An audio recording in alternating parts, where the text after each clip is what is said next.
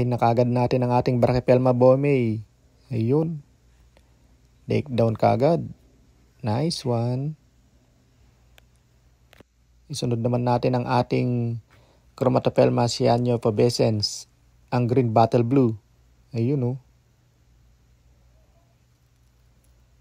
Ayun, nice one.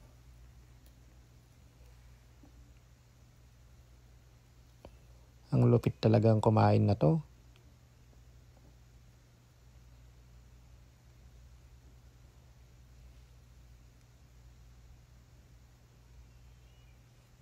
Ang ganda niya oh.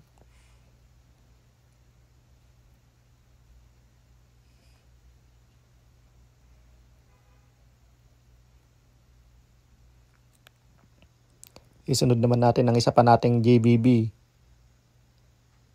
Ayun, at namamahay na nga mga mold sa kanyang enclosure. I-rehouse ko na lang siya sa susunod. Ayun oh. Isunod naman natin ang ating Acanthoscoria geniculata.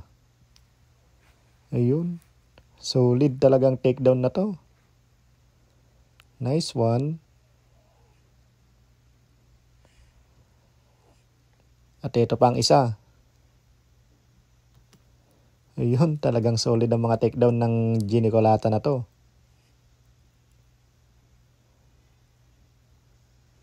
At ito naman ang Ceratogyrus darlingi. Ayun oh.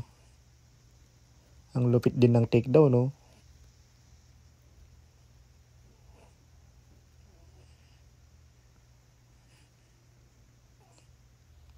At ito naman ang ating Brachypelma albicep.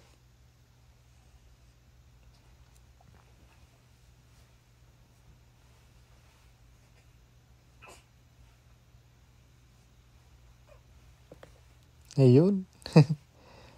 Nagpapakipot lang pala. Nakikiramdam.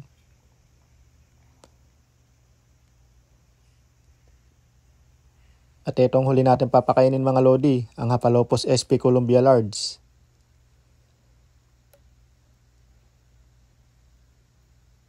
Ayun, napakasimpleng takedown. So hanggang dito na lang muna mga lodi. Sana nagustuhan yung video ito. Have fun! Don't forget to subscribe, like and share at Wangbo Exotics TV. Thank you!